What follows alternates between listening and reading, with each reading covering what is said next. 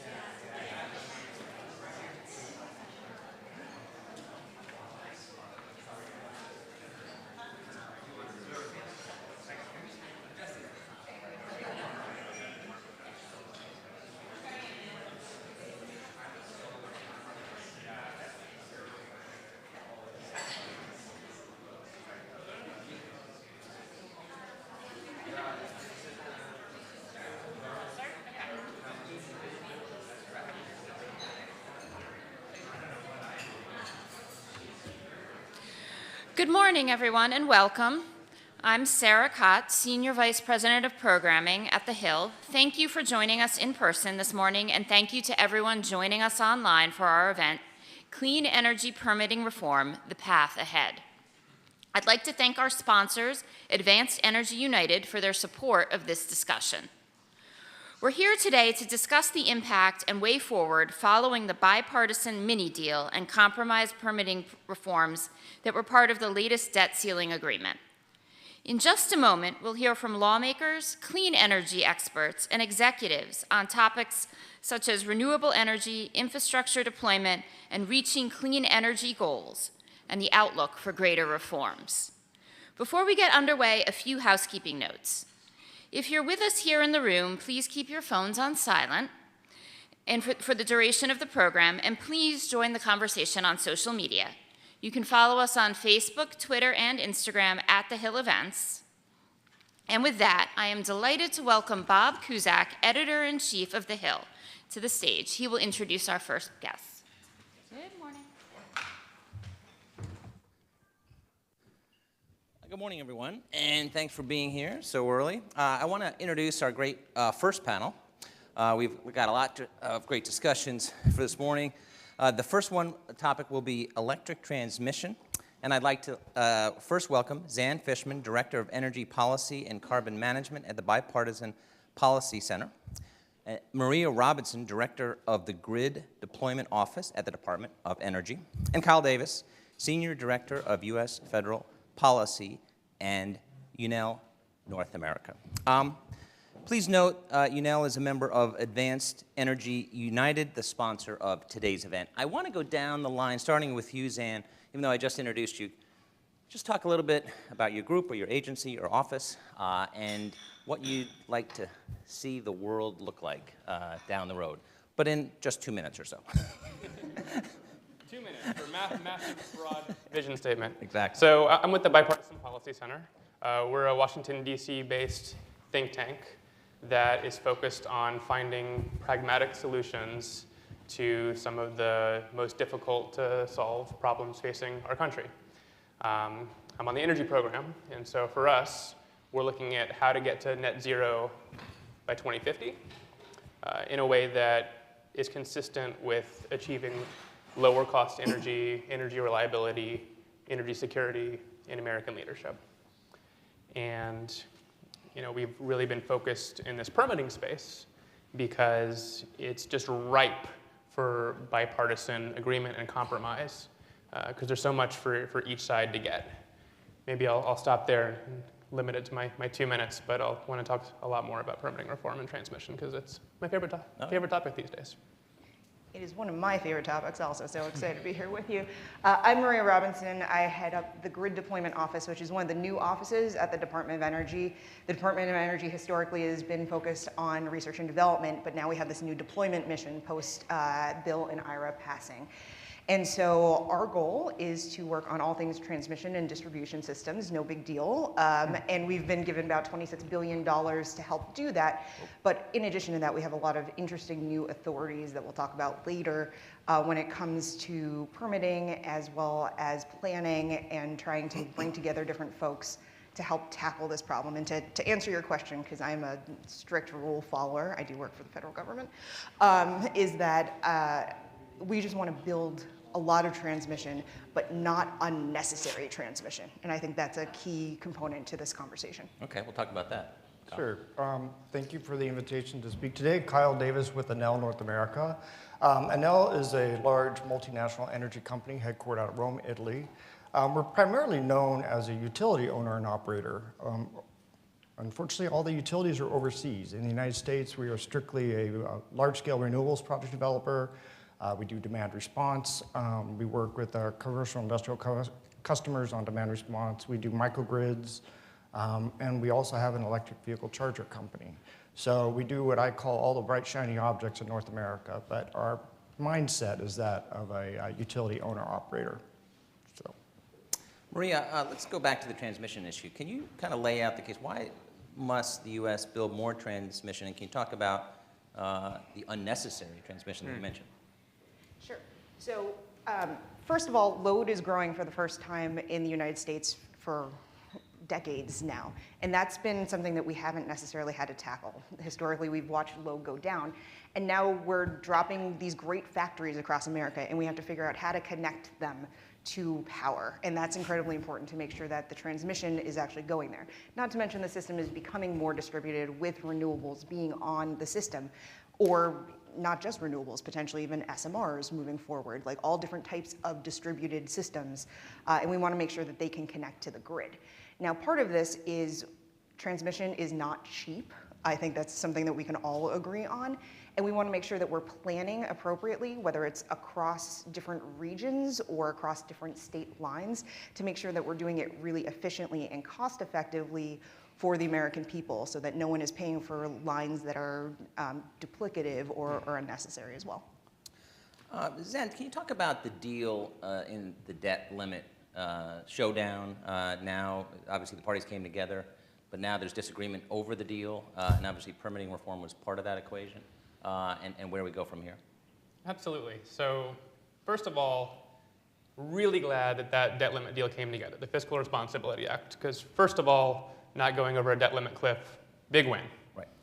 But if we just focus on the permitting provisions, the challenge there was how do you come to a consensus on a set of permitting provisions that was big enough to be worth doing, but left enough on the table that both Democrats and Republicans wanted to come back for a second round, a second bite at the apple, because with the time ticking, the clock ticking on the debt limit, there just wasn't enough time to get all the details right on a big comprehensive permitting bill, which is what we need. So they had something smaller, more modest, but good. It took us a nice, solid couple of steps forward, giving us timelines, one federal decision, agencies coordinating with each other, just some of the simple, basic, common sense permitting reforms that we've just needed. And historically, our permitting situation has been comically bad. Like, if I were to describe it to you, you would just laugh and say, that can't possibly be right. But it was right. Like, agencies didn't talk to each other. They argued with each other. It wasn't clear who was responsible for what. They would duplicate each other's work using different models. They would disagree about how to handle that. There would be no dispute resolution mechanism. Like, they just sit there in disagreement and just agree to disagree and not do anything. There was no deadlines. It was not a system that was built for success. So we've taken some steps forward, but there's a lot more we need to do. The bill didn't do anything on transmission, and we should talk about what can be done on transmission. It didn't do anything on judicial review. Permitting, that's some of the delays, but a lot of the delays actually happen after the permitting process is over, and projects are sued and taken to court, and that can last, indefinitely. And What do you think should happen in that situation? What should be the judicial review? Well, so now we're getting into the details, and what I'll say is that there are a lot of options for transmission. There are a lot of options for judicial review, and it's a little simplistic to say this, but by and large, the transmission is a priority for the Democrats, and judicial review is a priority for the Republicans. And the deal at the end of the day has to balance, right? Transmission, you can do something on siting, you can do something on cost allocation, you can do something on minimum transfer. Judicial review, you can do something on standing, you can do something on the way the courts themselves operate, where cases go, you can do statute of limitations. You can dial those up and down, more aggressive and less aggressive, which is what actually makes me really optimistic that Democrats and Republicans can come back to the table and find a deal that balances, that makes everybody happy enough that they're willing to go to permitting reform round 2. And there's a lot of other things that you can add on to. There's more NEPA things that you can do, more programmatic review, more categorical exclusions.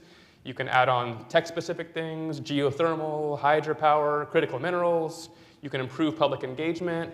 You can really see a nice bill coming together. But the core of it, I think, is judicial review and transmission and pipelines.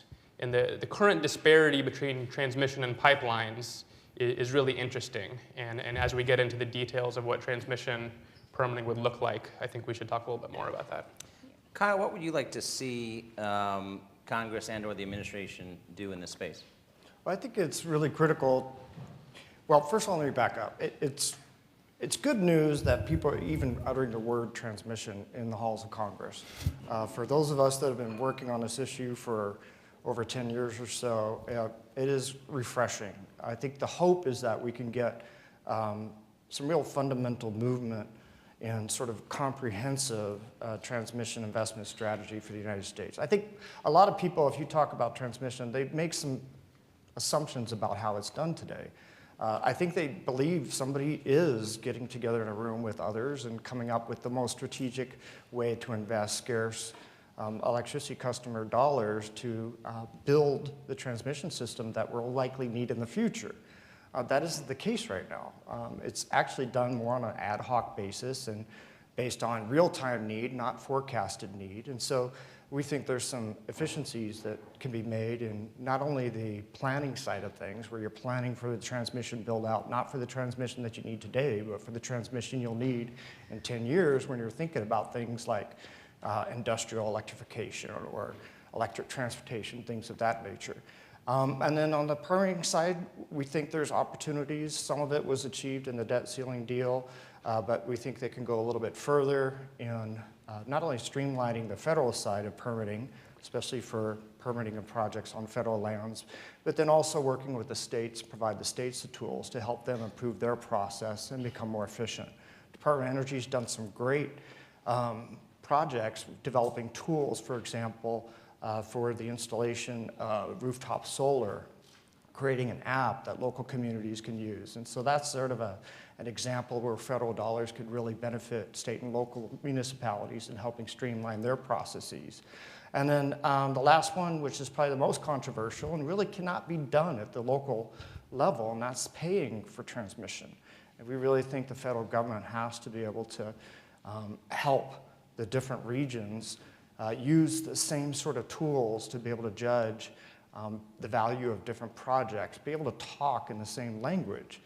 Right now, you might have one region that values interregional transmission one way, and they use a different set of modeling tools and a different set of modeling assumptions, and then the region adjacent to them that's on the other end of that interregional transmission line uses something completely different.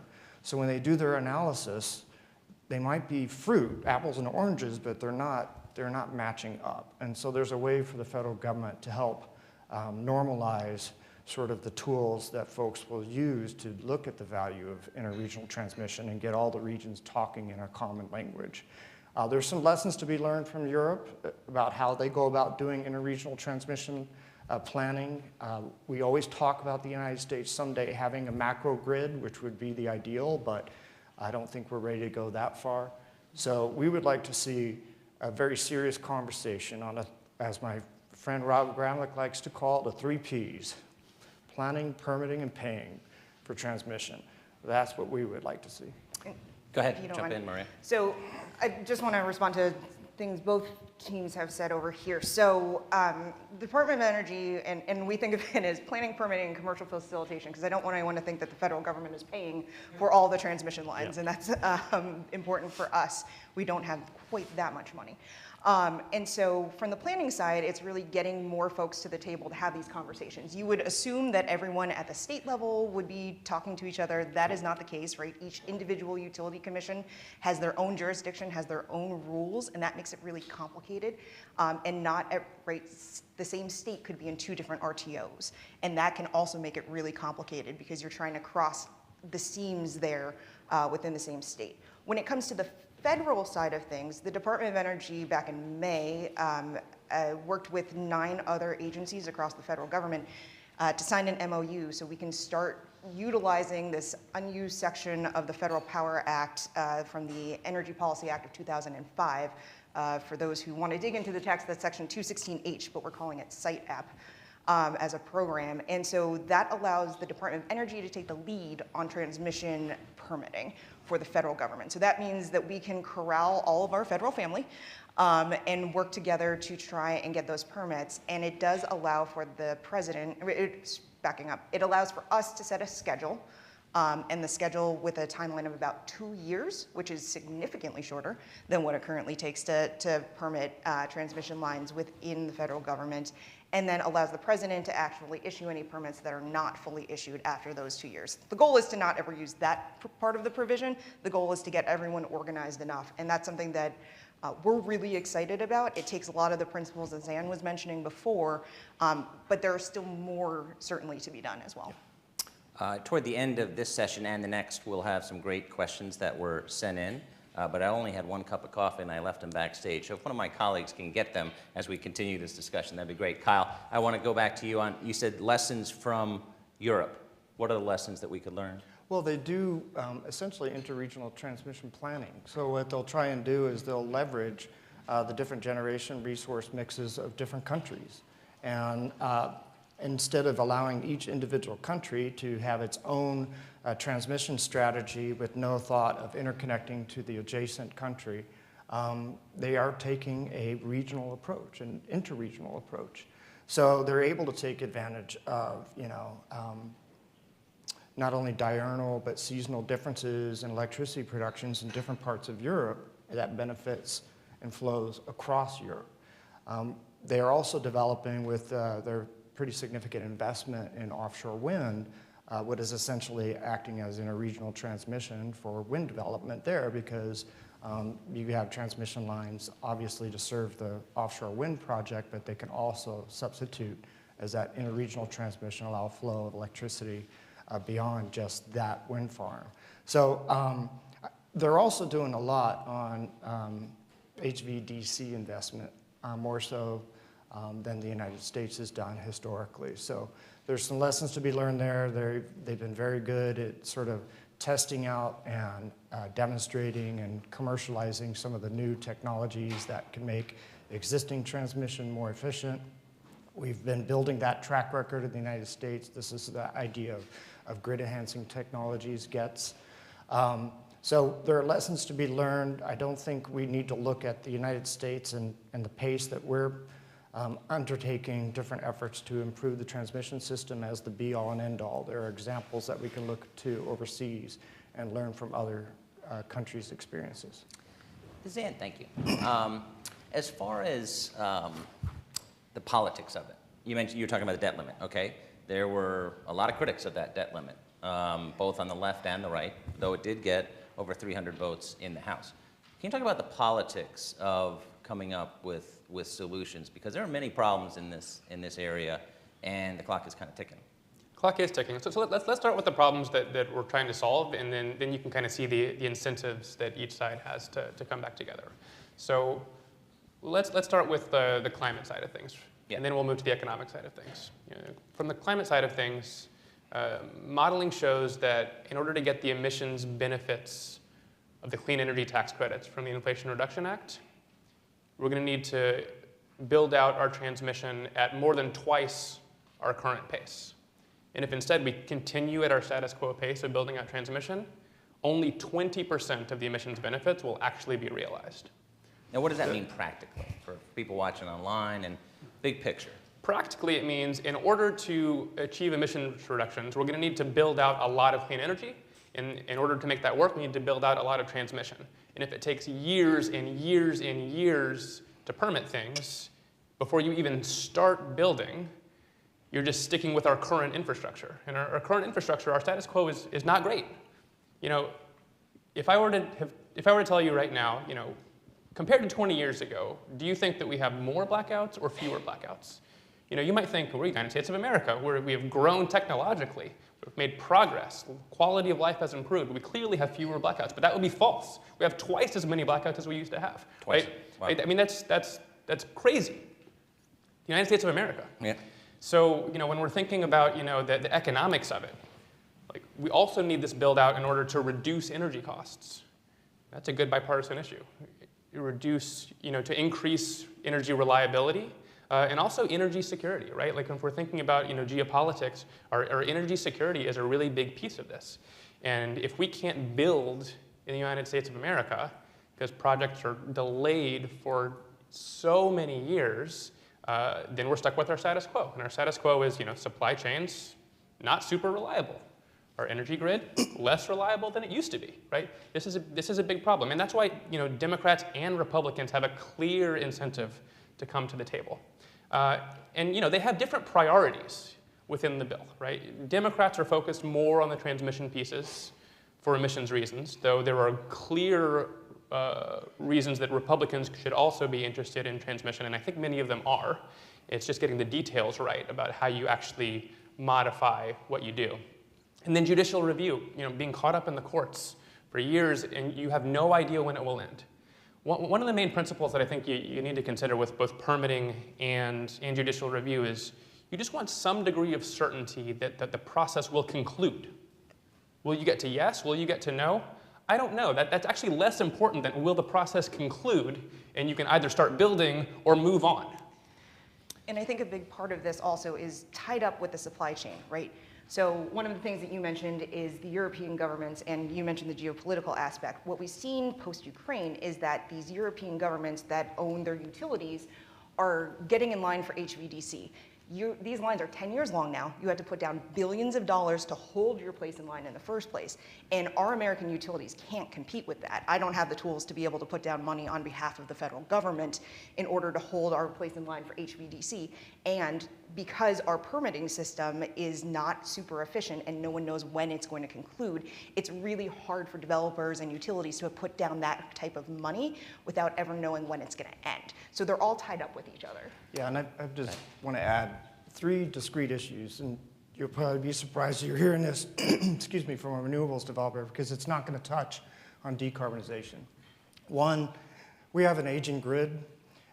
We actually have quite a bit of transmission that is reaching the end of its useful life, so we're actually in this opportune time to either replace it with what currently is there, like for like, or we can upgrade it. So the fact that we've got a lot of transmission that's aging out and needs to be replaced, we've got this existing right-of-way, we can do things like reconductoring, where we can increase the amount of transfer capacity on those existing transmission routes.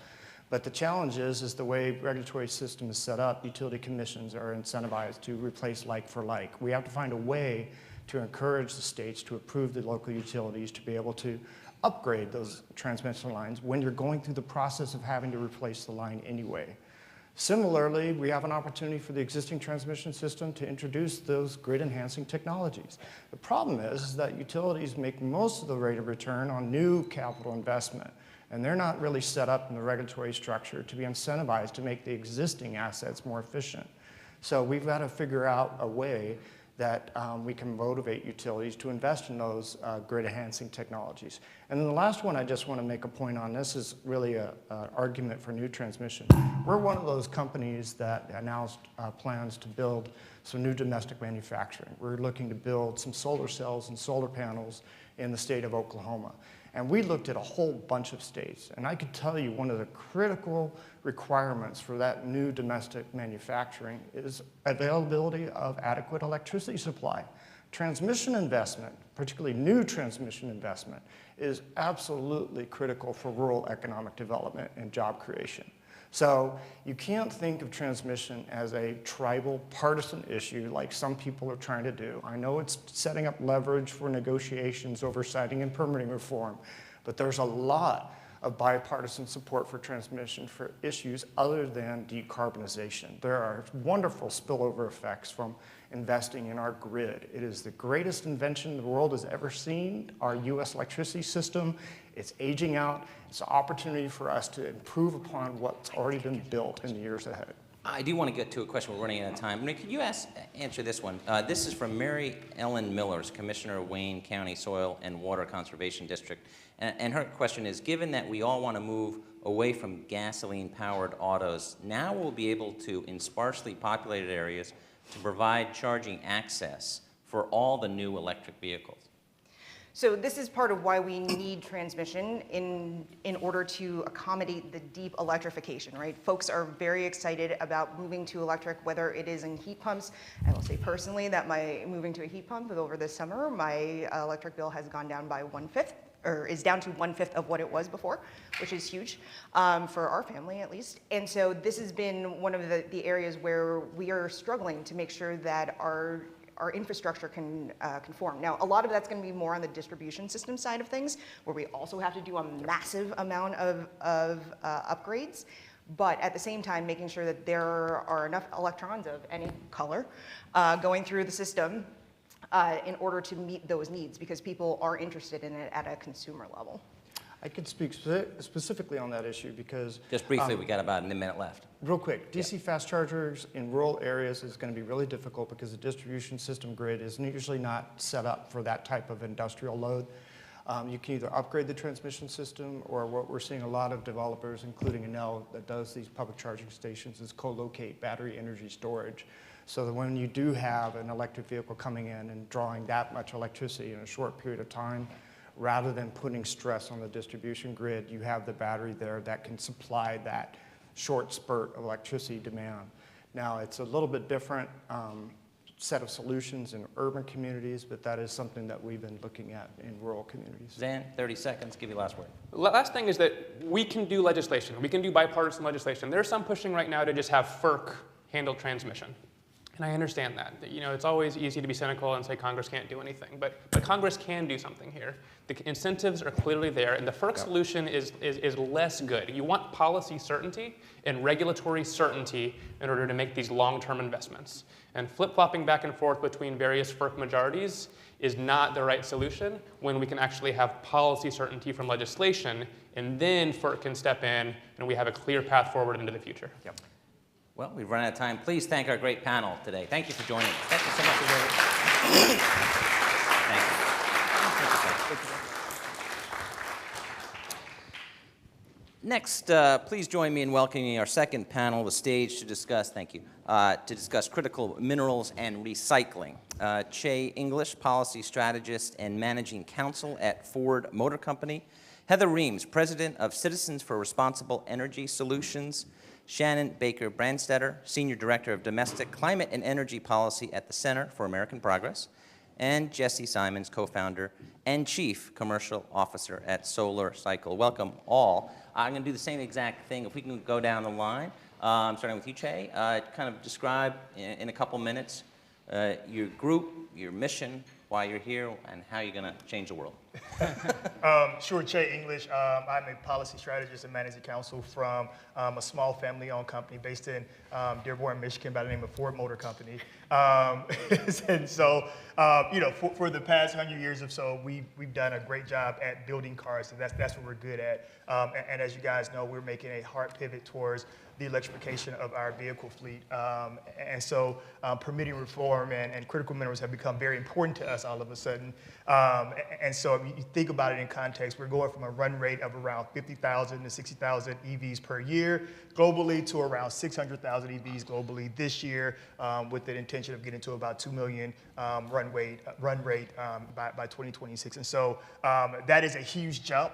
That is a big commitment on behalf of the company. We're investing about $50 billion towards our electrification strategy. We're hiring about 18,000 or so, creating about 18,000 or so new jobs throughout America. And so we're all in, we're committed. And that, of course, leads to a high demand on our part from critical minerals. And so we're not a mining company.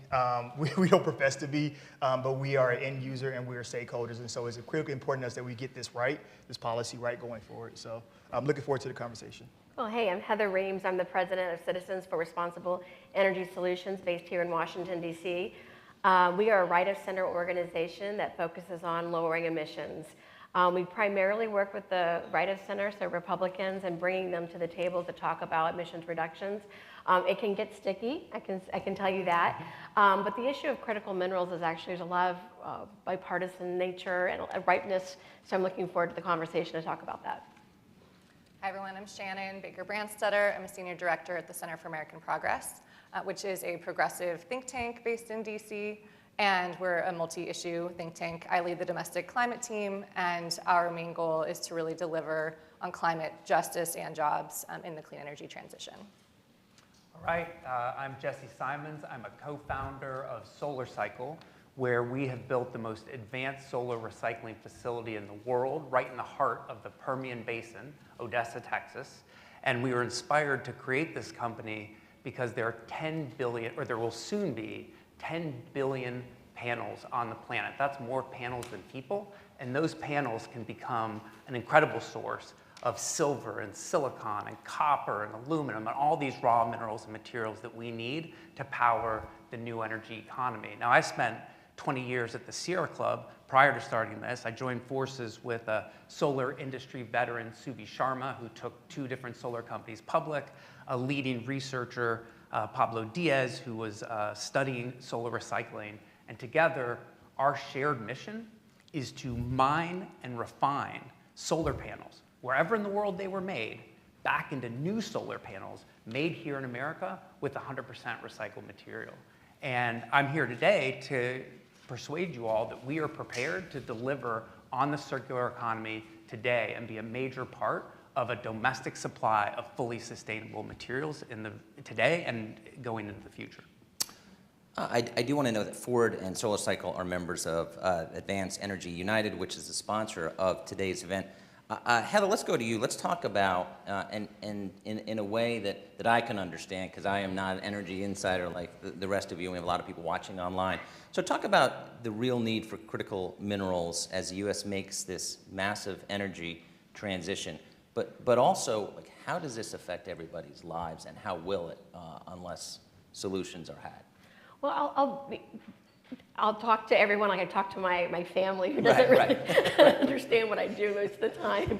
But you think about during COVID, where we had challenges with supply chains, getting masks or making sure that we're protected, and we realized that we had some vulnerabilities there. It's kind of the same thing that we're doing with transitioning to a cleaner economy. We need those types of minerals that will help produce the products that are needed for the clean economy. So not just what's in your cell phone, but also what all those products are needed. So what we're finding is a insanely need for critical minerals with cobalt or lithium and copper, others that we haven't really created the supply chains for, or they're not strong enough really to be able to be reliable. So we may be over-reliant on a country like China, or in the Congo, for instance. And we're also relying on the ability to mine these places where there also are child labor issues, slave issues, kind of human rights issues that really aren't really aligned with our American values. So we need these to shore up these supply chains to be able to expand clean energy, plain and simple. I think that the kick here is, and something I want to talk about, is the political challenge that we have there and the opportunities I think we should overcome. Briefly, the biggest political challenge is just the polarizing times. Well, I think also it's, you hear from the Republicans oftentimes a rush to green, and there isn't really a strategy about how we're going to shore up the supply chain. So we're working towards these goals and saying 2050, but we're not creating the processes to get there in a logical way. And you have Republicans pushing back and saying, wait a minute, give us the lay of the land. What's the plan? What's the strategy here? And it's really not coming to fruition in a way that's really going to connect the dots to soothe the political environment. Shannon, what about you as far as obstacles that you see? Obviously, your CAP has its own solutions. Talk a little bit about them and what are the obstacles to getting them done? Yeah, so I think in increasing processing, mining, and recycling of critical minerals, we have a deficit of trust with the mining industry, frankly. And so I think historically, mining companies have been really successful at not having very much accountability for the harm that they're causing, both financial and economic, to the communities they've operated in. And so there's really a need to reset the relationship with mining companies, and I think that that will actually speed up the process rather than slowing it down. So community engagement, community benefits agreements, these are ways that mining companies today in the US are operating in a way that is more sustainable and is done in a way that actually is benefiting the community in terms of jobs and long-term investment, rather than like the boom and bust cycles that we've seen before and just all the hundreds of thousands of abandoned mines that we have in this country. So I think that when we talk about permitting reform and NEPA reform, mining reform is a huge part of that. And so winning a social license to operate will actually speed up the process. And so we need not only voluntary agreements that have been happening around the world, and the US is doing a lot with the Mineral Security Partnership and other initiatives, but we need really to be the most environmental and labor sensitive mining in the world. So it's not just enough to be better than China, we need to be a lot better than China. And so I think that the more that we're able to do that, the faster we're able to mine, process, and recycle. Jesse, kind of same thing to you. Well, if I could just add a little more texture to the challenge we're facing. Yeah. The International Energy Association found that to power a clean energy economy with solar and storage, batteries, wind, we're gonna need 4 times as many minerals and materials as the old economy. And to put this in like stark perspective, for solar, currently solar is using somewhere between 15 and 20% of all the silver on the planet.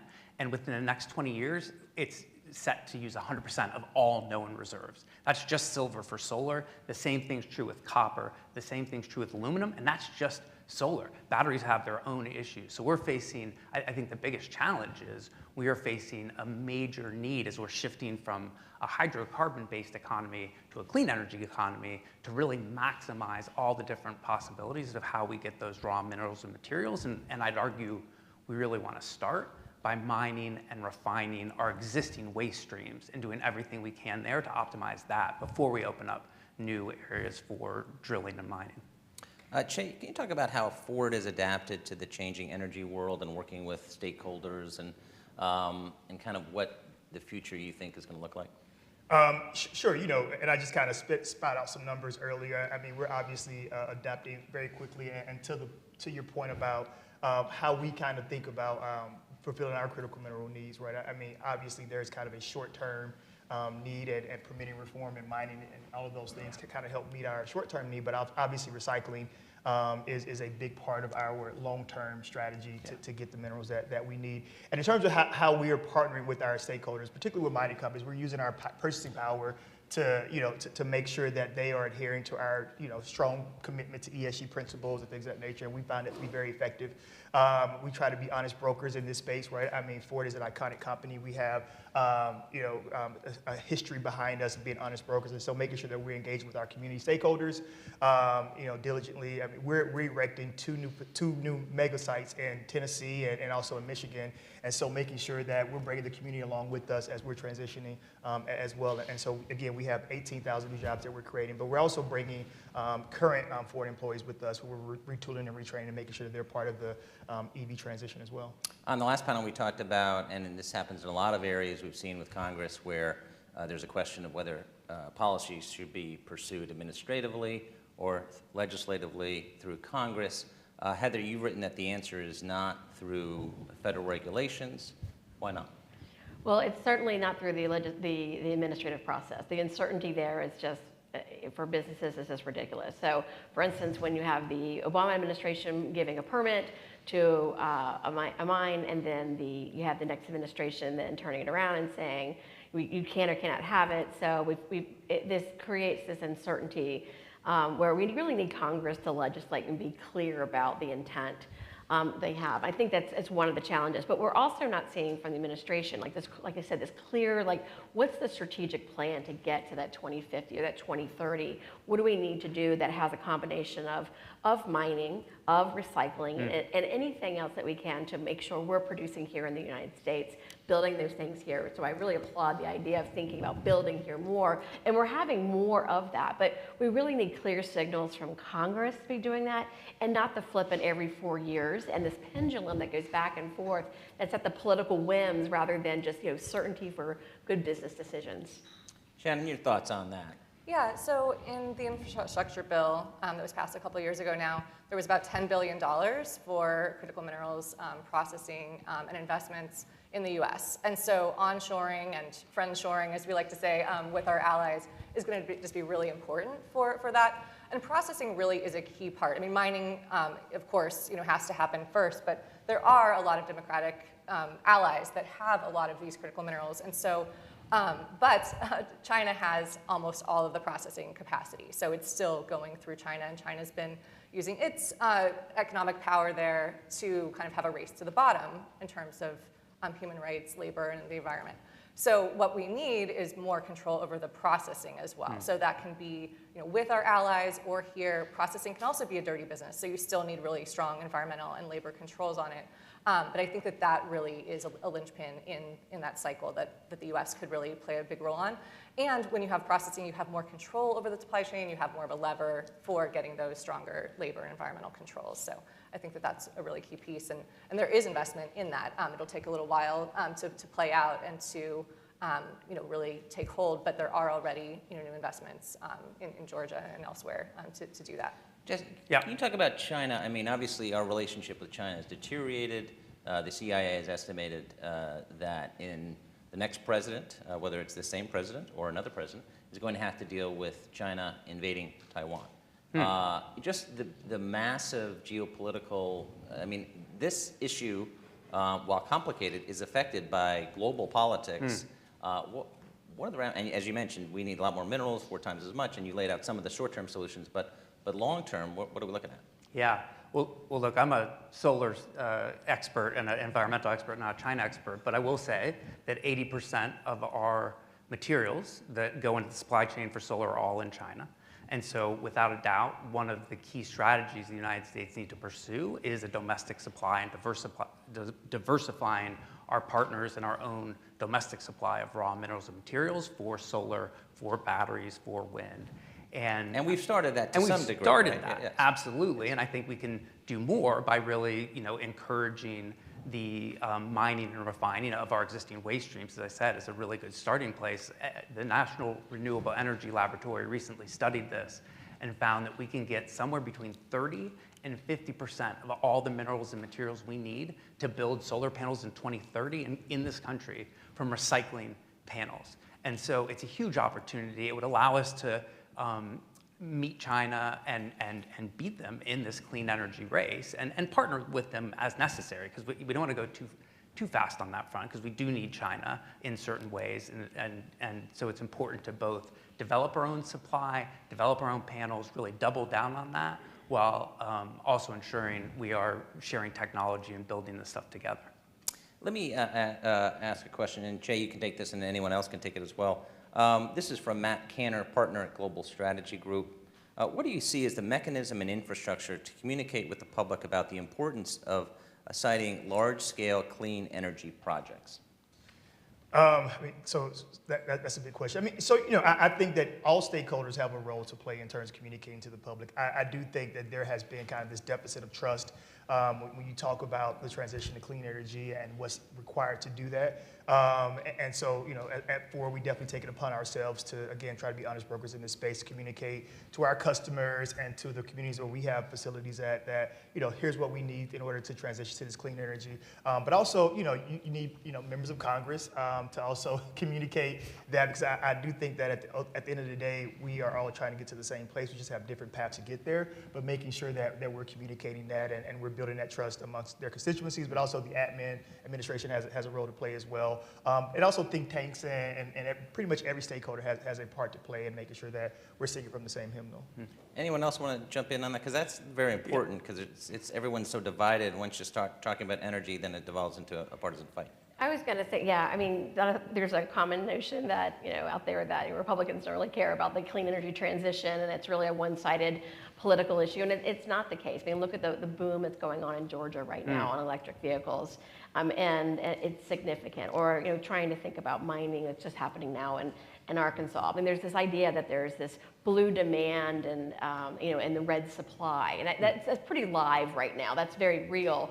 But don't forget, when you're supplying, you're also creating jobs, you're creating economic base.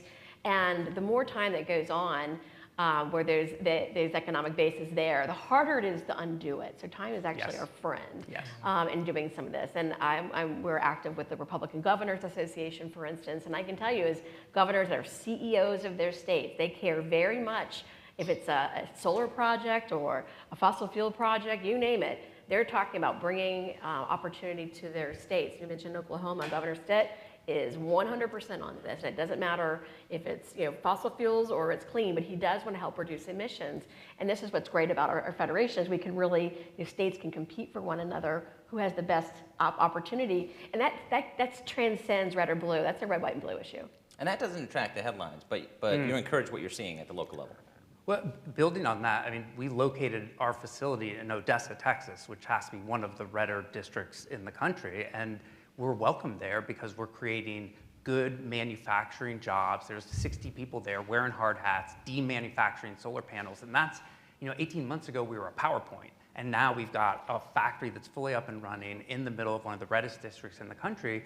And people love that. And it complements very well all the solar panels that are going in Texas as well. Like, Texas is the fastest growing solar state. Oklahoma is putting in all sorts of solar. Georgia's putting in solar and storage. So you're seeing it happen. And so I think one way to win political support from the community is demonstrating their jobs. And the other one is to demonstrate that you're going to be doing it in a sustainable way. And that's where we come in, particularly helping companies, some of our biggest customers.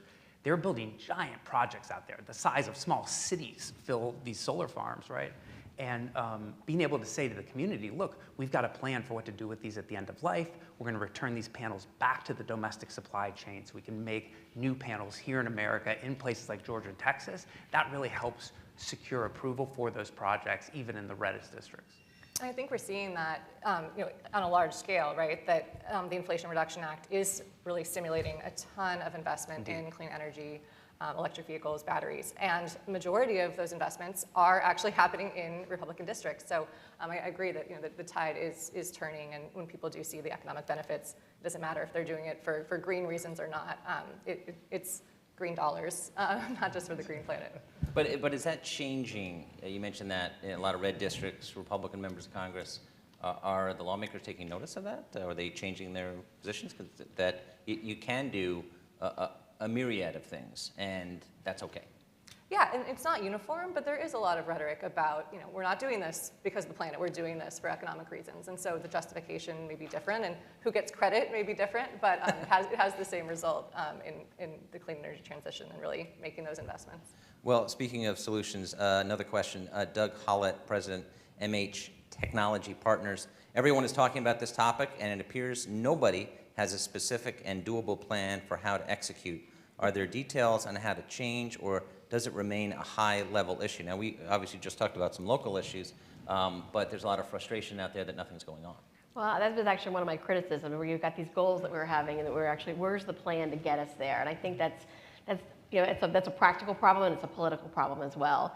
So I think we need to be looking, getting real about, and clear-eyed about the demand that's there. Not just maybe the recycling is, of course, fabulous, but the IEA is correct in saying 4 times as much. I mean, I heard 6 times as much. Yep. and what the kind of critical minerals we need. So what are we going to do? What are we going to do? And how is the United States going to get in there? So we know that we have limited resources, so permitting reform has to happen to lower costs at the end of the day.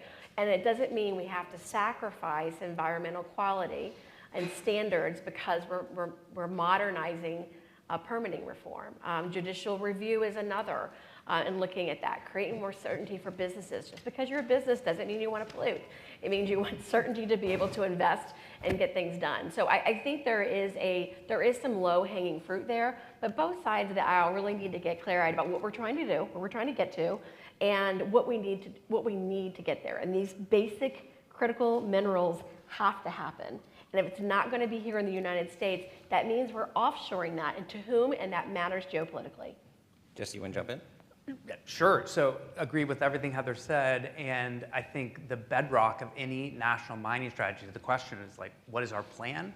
I really think it does need to begin with figuring out how we can optimize and maximize mining and refining the existing waste stream, because there is so much potential. I mentioned the NREL report that said we can get 30 to 50%, but we're finding in our facility that we're able to turn 1 watt from an old solar panel into 1.4 watts in a new solar panel. So and the reason for that, it may seem counterintuitive, is even though you lose some material in the process of recycling from one phase to the next, because the panel gets so much more efficient in the deployment phase from one phase to the next over 15 years, an old panel was 200 watts, now it's 600 watts. So if we could recover 95% of the materials, we're able to basically produce 1.5 panels with an old panel. So I would just argue that as we're thinking about our strategy, a key, like truly the bedrock of the plan needs to be thinking about, yes, how do we mine enough materials to get to a certain state? But in the long run, I believe the reason why we're going to be the next Ford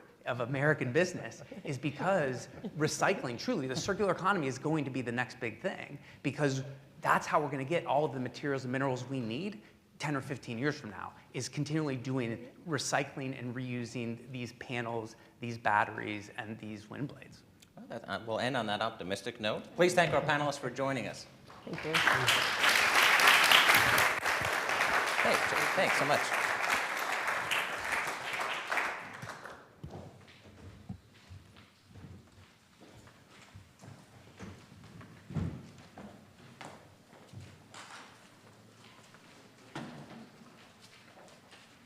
Thank you again to our panelists. Now it's time for the sponsor perspective portion of our program. Please welcome Harry Godfrey, Managing Director at Advanced Energy United, in conversation with the Hill's General Manager, Joe Ruffalo. Thank you.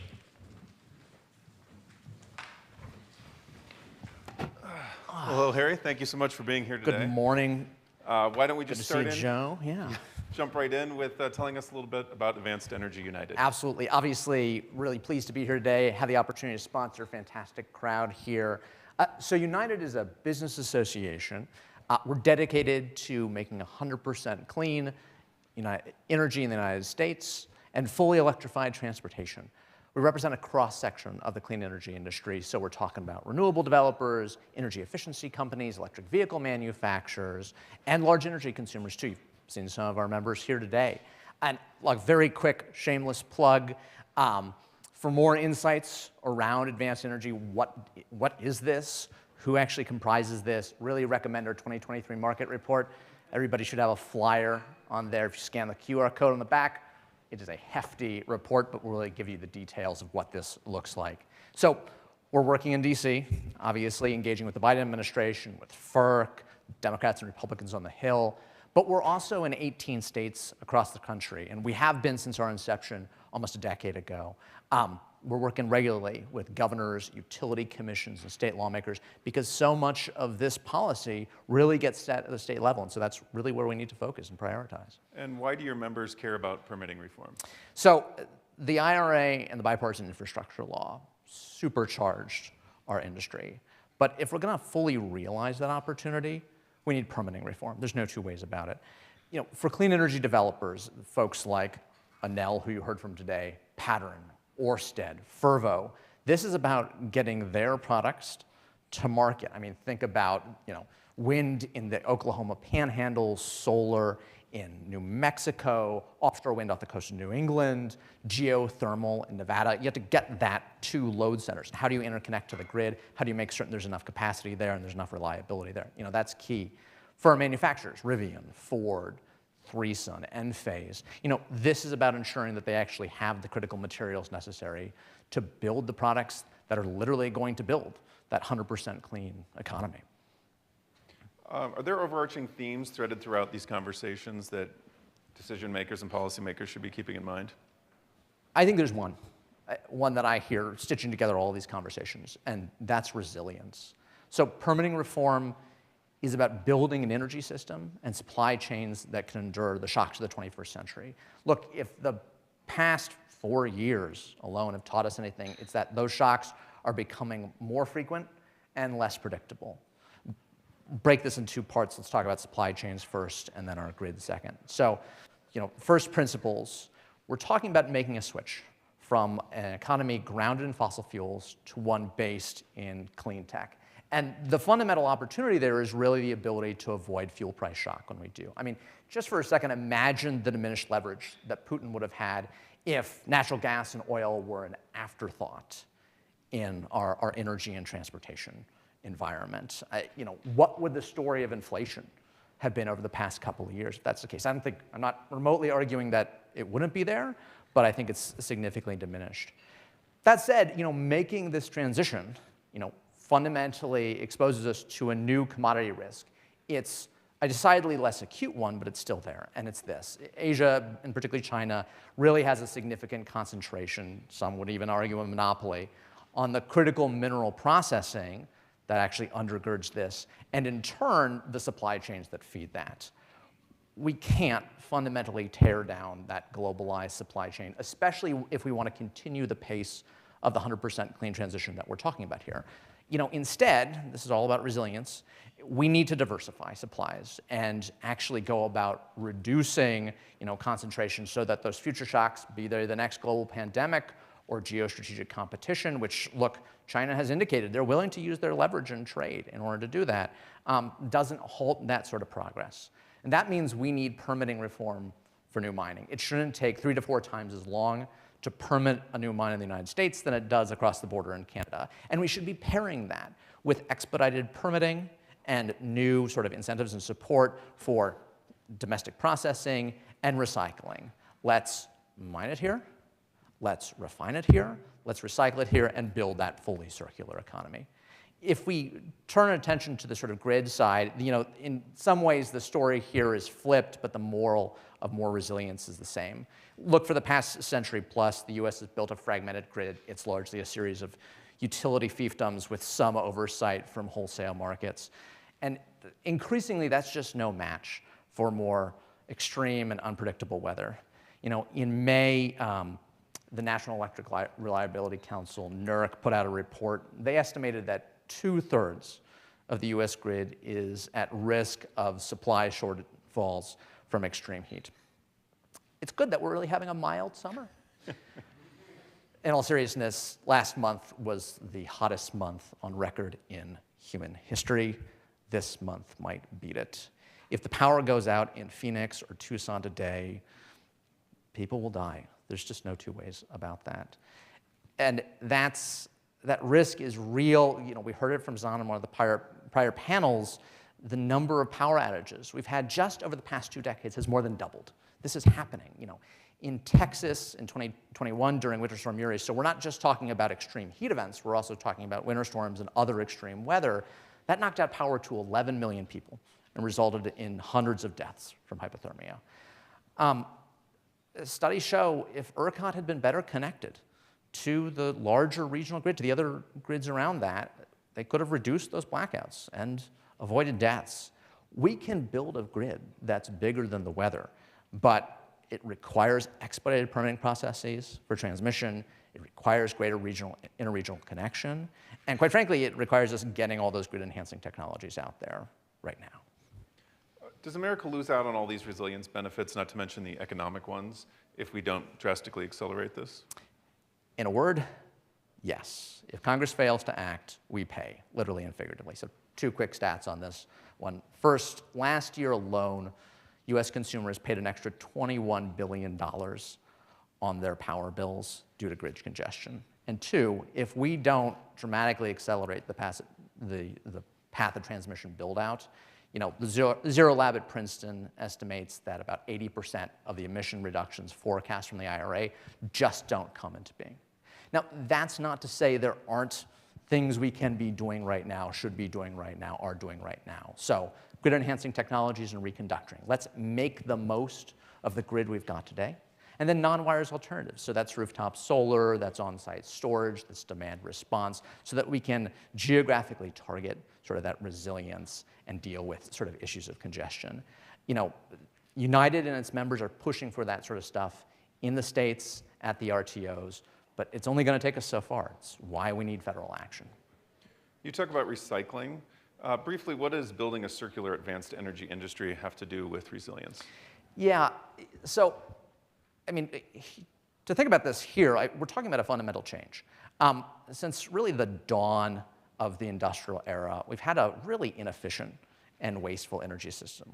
We dig or we drill something out of the ground, we burn it in a machine to power transportation, to produce electricity, and then we have to go back and start all over again, and that has all sorts of negative externalities along with it.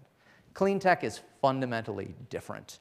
Yes, we do have to initially extract more resources to build the electric vehicles, to build the solar panels, to build the wind turbines and more in order to actually make this transition. And quite frankly, right now we really need to accelerate that. We heard about that from some of the earlier panels. But all the resources that go into that technology the technology can be reused and the resources can be recycled. To put it really bluntly, you can recycle a lithium-ion battery. You can't recycle a barrel of oil. There's no two ways about it. So as I mentioned before, making the switch from fossil fuels to technologies reduces our commodity risk, reduces our fuel price risk. But building a strong domestic recycling industry, like we heard about from Ford and SolarCycle, that means we can mine those technologies at the end of their useful life here in the United States. So even if we're importing one of these technologies initially, once you do that with a domestically sited recycling industry, the lithium, the cobalt, the copper, the silicon, the graphite that come out of that becomes a US critical mineral. And I mean, that's not going to happen overnight. Building that out really takes a decadal process. But if we want that to be based in the United States, hopefully the lesson that we've learned over the past, 20-odd years, is that we have to start now. We have to plan for that now, given the competition we have around the world. But fundamentally, if we do that, we shrink it and we shrink it again, that's real energy independence. That's resilience. Excellent. Well, thank you so much for your perspective, Harry. Thank you. Appreciate it.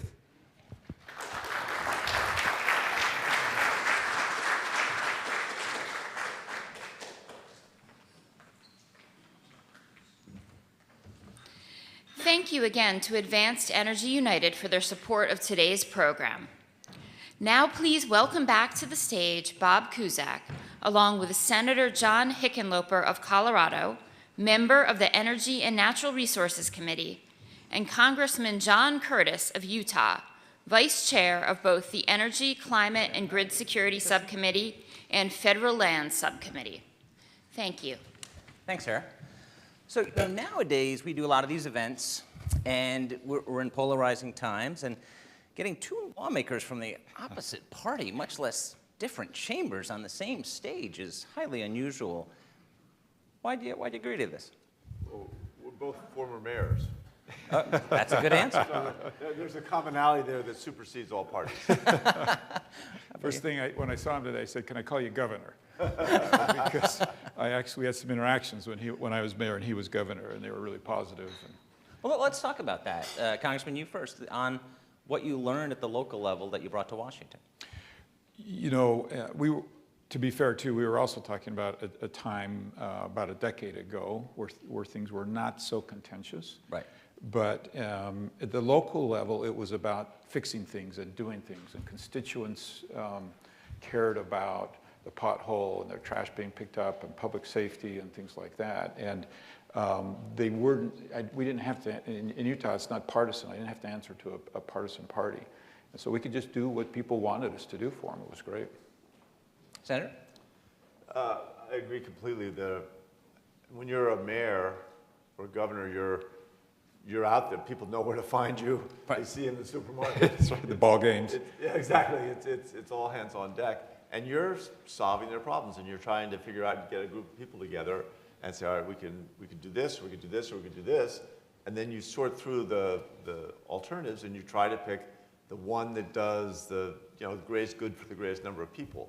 And the politics, I mean, my predecessor, who was a great mayor, but he was a real old school politician, and he would make decisions based on his reelection or his political future, and it drove me crazy. Oops. It wasn't a heart attack. I had a bunch of restaurants, and a big restaurant downtown, and he raised parking meter rates when they had a shortage of revenue. And when your sales go down, you don't raise your prices. The cost of people coming to see you, you would try to lower them. Right. And that was so counterintuitive that all the small businesses were up in arms. And I actually, I just ran for mayor because I thought, take the lessons of small business where you treat everyone with respect, and I mean, it's not that the customer's always right? Your staff, you try to treat your staff like they're the customers, and if you do a good job with that, they'll treat your real customers well. But you learn it's service. It's providing service, and that's what government should do, and that's what mayors have to do. And So sometimes I have to just, I know we're going down a rabbit hole, but you've also brought up something very important. We were both small business owners, and we went into government with that small business mentality that they're customers, and you survive because of them, and you must please them. And I think that's as important as having been mayor or governor. Congressman, I want to get into some legislation, but talk about Republicans and energy and climate change, and you've been a leader on this. We've talked about this before.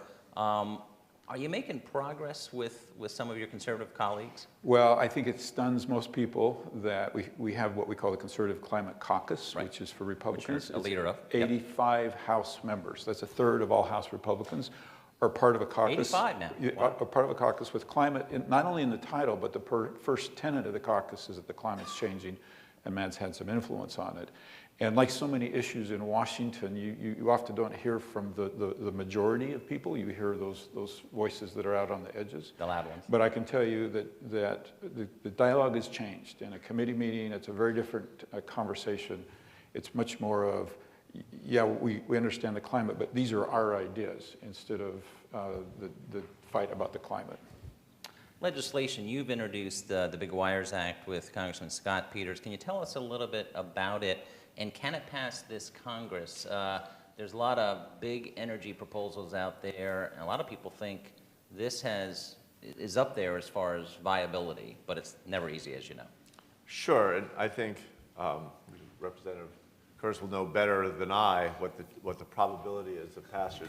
Certainly, it's a steep hill these days. Yeah.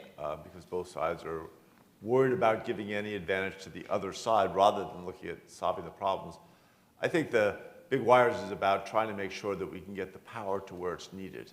And just as with international trade, if you have a bunch of widgets and your international neighbor has no widgets or very few, but they'd like some widgets, it benefits both sides to send widgets to that neighbor who needs the widgets, and they're not that valuable to you, so both sides benefit. The same is true with electricity. There are certain parts of the country that have abundant electricity, a bunch of abundant renewable energy, other parts of the country that don't, and we've lost the resiliency. Think of it like the interstate highway system. Mm-hmm.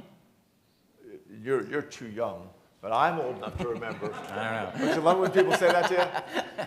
I'm old enough to remember when you drive through big chunks of the country where there was no interstate. Right.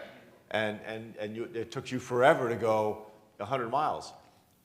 That's sort of what we have with transmission lines. We have big chunks where we don't have the capacity to move large amounts of electricity from one place to the other.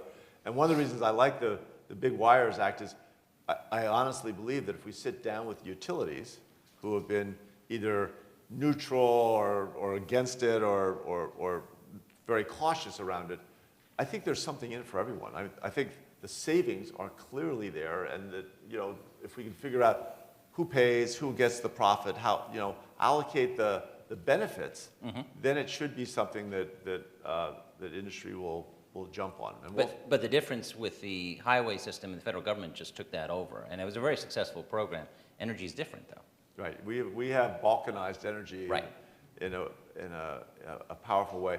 But again, it is balkanized so that we don't duplicate our efforts in terms of the infrastructure necessary to have what we all want, which is inexpensive, clean, reliable energy. Right. And if you're going to do that, you don't want 5 different companies in a city, all with their own power sources and their own transmission lines. I mean, the clutter, if you go back and look at some of the pictures of large cities in this country in the late 19th century, I mean, gosh, the sky was filled with power lines. So anyway, that is what sets the stage. What we're trying to do with Big Wire is just say, we said 30%, but a fraction. You have to have the capacity to move energy from one side to the other of your region. And it doesn't have to be 30%, it could be 15%. It could be anything that we work out with the utilities so that we solve the problem of when we have wildfires somewhere and they lose their energy, or if we have, like Texas had, a huge ice storm and abnormally cold weather so that a bunch of their energy goes down. How do we have the resiliency to move energy from one place to the other? Or when one place has a whole lot of cheap solar energy and somewhere else, all they're left is with very expensive energy. Right, and Congressman, as far as like regions, I mean, you have a lot of competing interests in here. You have regions and certainly states now on water in the West. Doesn't get a lot of attention here in the East, but they're fighting one another. And the energy sector, whether it's states or regions, you have a lot of fights. However, at the same time, the debt limit showdown was a successful one. There was a deal. Of course, now there's argument about what was in the deal, so that could lead to a government shutdown. But so we're not going to see, I think, massive, and I think we'll probably agree, sweeping energy reform over the next 16 months. But are you hopeful that maybe after the next election that there is hope? I haven't given up my hope for this Congress right now. There are some great ideas out there, and do you like the Big Wires? Well, let me just say they have merit, right? Okay. But then the question is, how do we get consensus, right? How do we get, right now, it's Scott Peters, who, by the way, there's nobody better in the House who I trust on the D side than Scott. He's a great legislator. But how do we get some Republicans on that? We're going to struggle to get this bill even voted on if we can't get a committee hearing. And so kind of the world in the House where some of these things just used to end up in an omnibus, I don't think are going to happen. We've got to get this bill through regular order. We have to get it through committee and get committee eyeballs on it. In the debt ceiling increase, there were some changes made to permitting. Right. Every one of those changes had gone through regular order. And that's just it's a big deal right now to Republicans in the House to get these things through regular order. So I think it's more of how do we get some R's on this and how do we get some D's on R's? Because we can fool ourselves and pass something through the House right now with all R's, but it's not going to go anywhere if we can't get some D's over on in the House. And I think one of the barriers, if I'm honest, is simply a understanding level of all the intricacies of permitting reform. Some of the members understand permitting reform when it comes to mining or oil and gas, but not transmission, or vice versa. And quite frankly, if you say permitting reform to 10 different people, they're going to tell you 10 different things, right? To some it's transmissions, to some it's pipelines, to some, right? It's all of these different things. And somehow getting almost a common language that we all understand, getting these things through regular order. If we can do that, I think we can do things in this Congress. But you mentioned the loud voices on both the left and the right.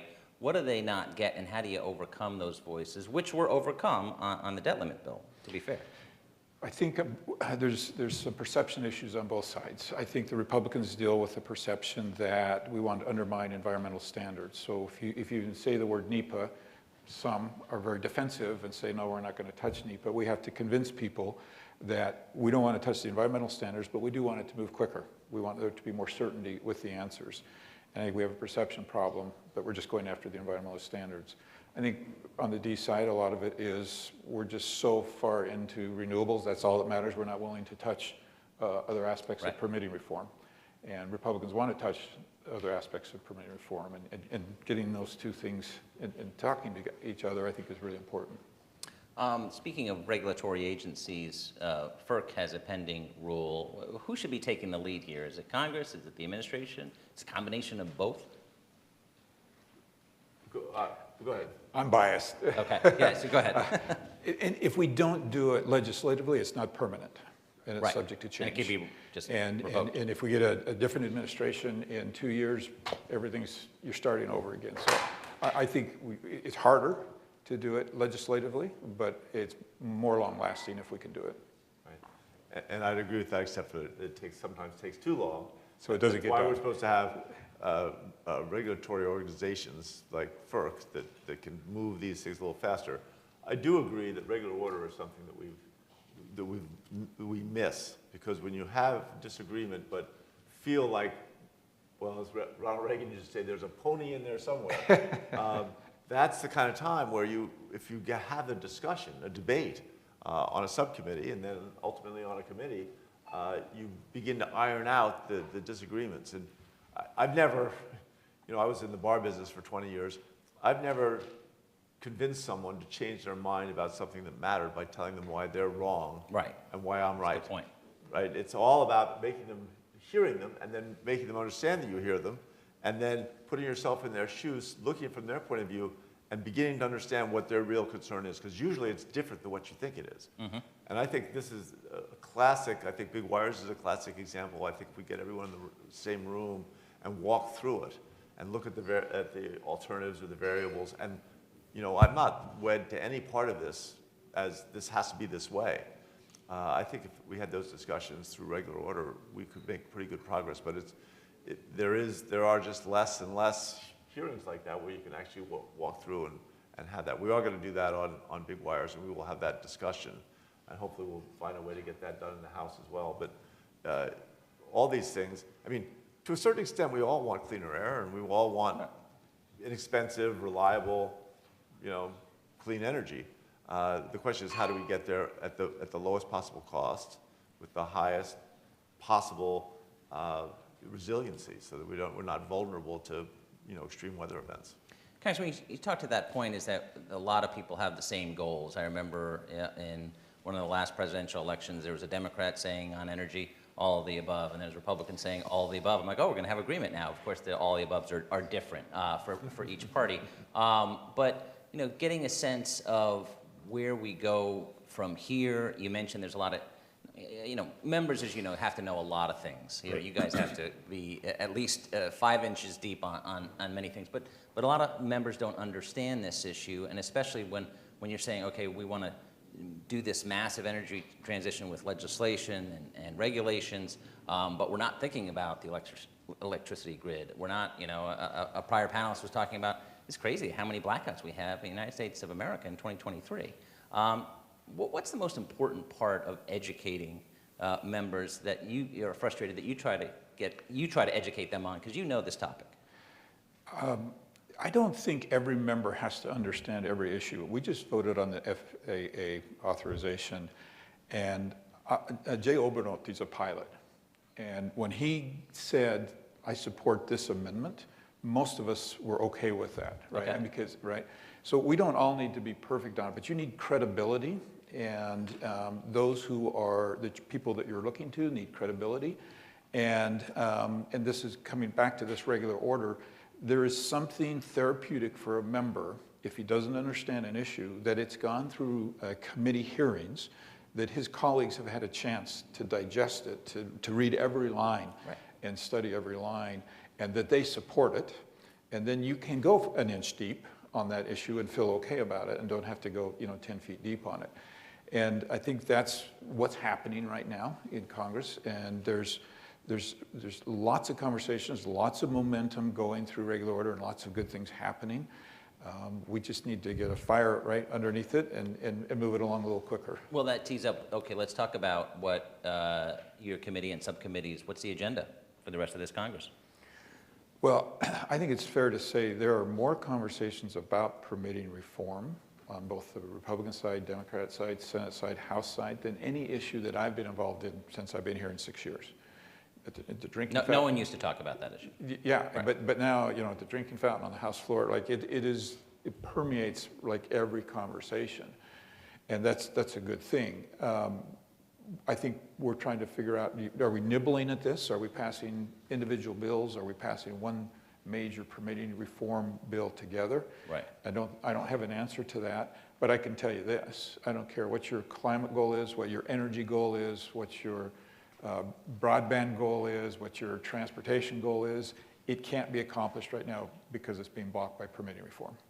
But that's an interesting topic. I mean, what, for both of you really, permitting reform was part of the big deal, and is that the future, is at least for this Congress anyway, that you're not going to pass standalone sweeping legislation, but as you know, you've got to pass a budget bill unless or there'll be a government shutdown. Do you see another repeat of that, of attaching something to that moving train? Well, I'll go back to what passed in the debt bill had been through regular order.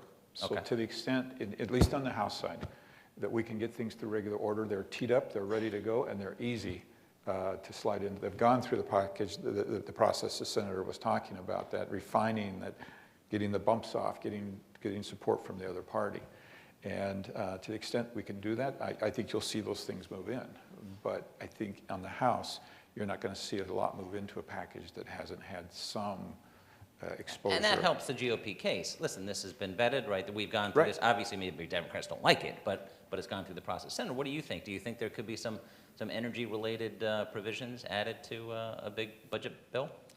Well, I think we benefit if we do go through regular order and there is some broader support. But I think there is such widespread energy and interest around permitting reform. And again, very different on the Republican side than on the Democratic side, but that's how complex transactions happen. If we figure out the way to people to sit down, I think the extreme weather we're seeing this summer that we've been seeing over the last few years is waking a lot of people up that we need to move with a greater sense of urgency.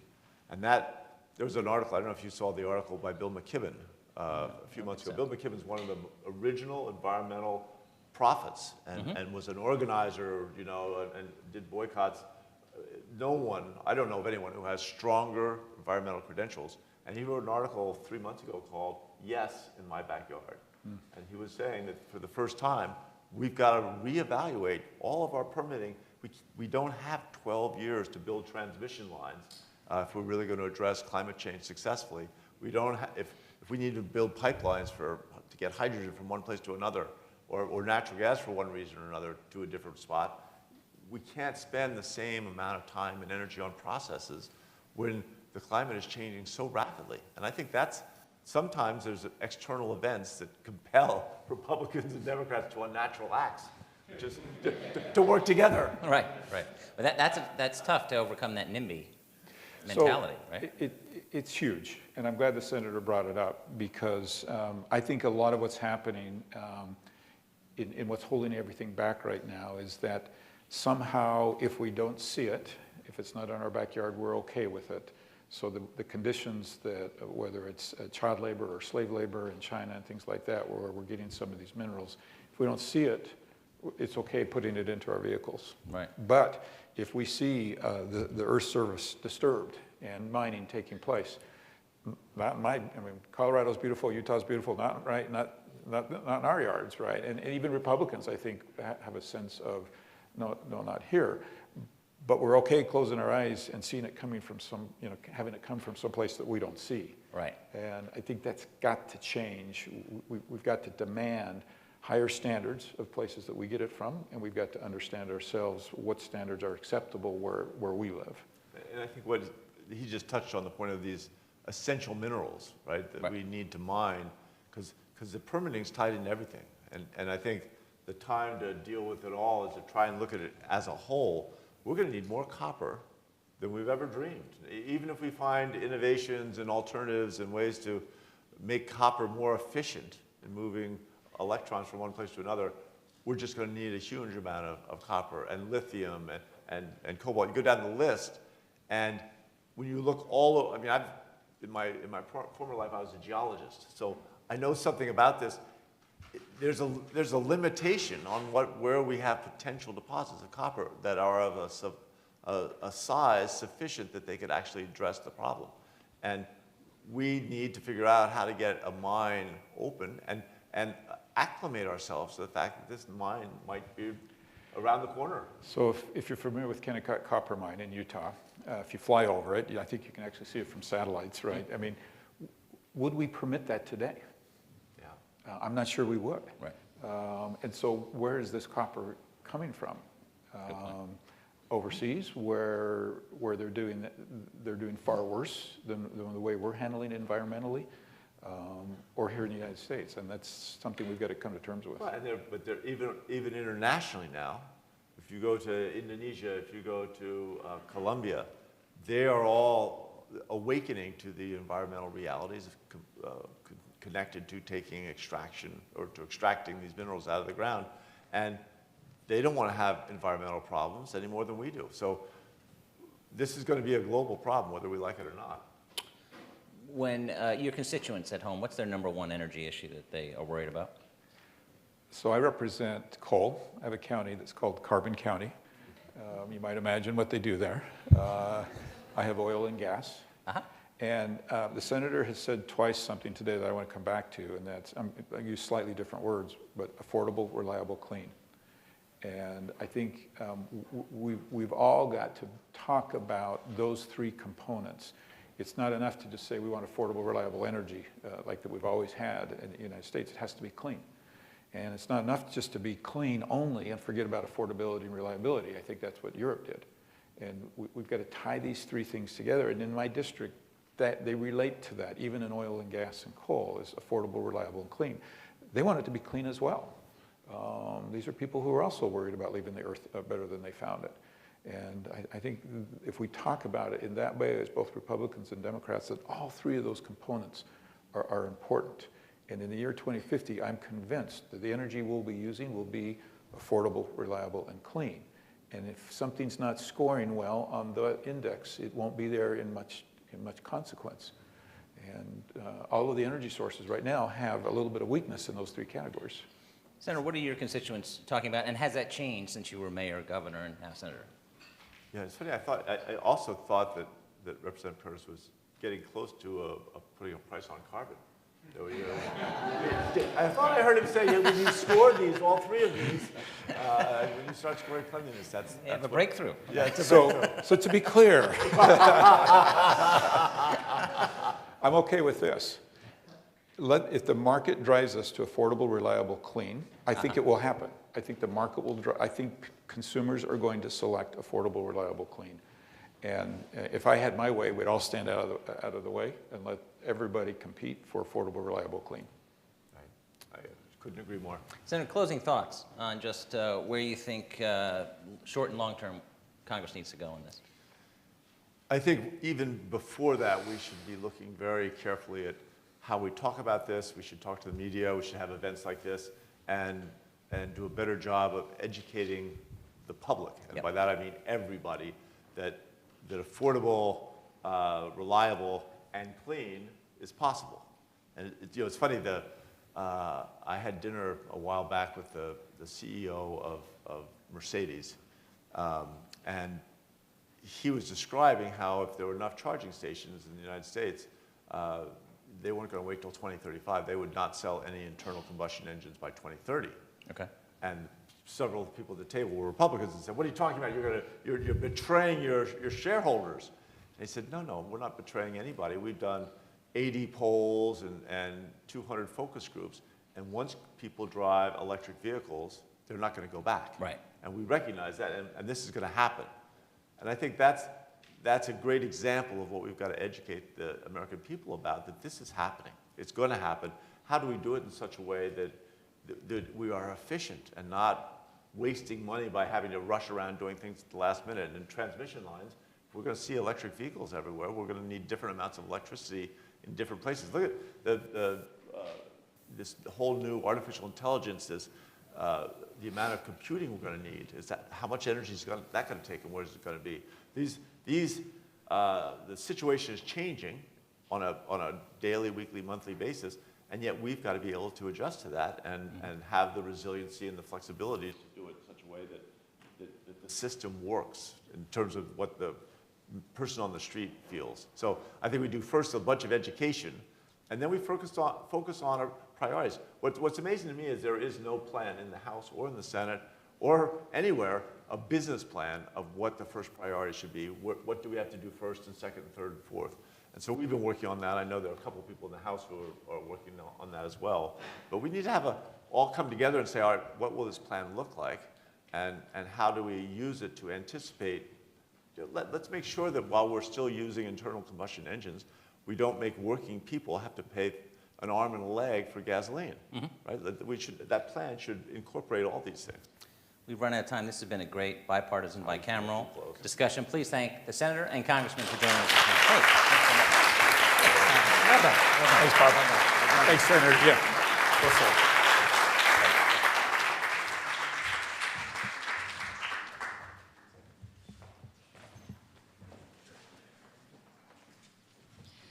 Thank you, Senator Hickenlooper, Congressman Curtis, and Bob Cusack. A big thank you to all our guests this morning. That brings us to the end of our program. On behalf of the Hill and our sponsors, Advanced Energy United, we'd like to thank everyone who joined us here in person and those who tuned in online. If you missed any portion of today's discussion, the full event video will be available shortly on thehill.com. Thank you very much and have a great day.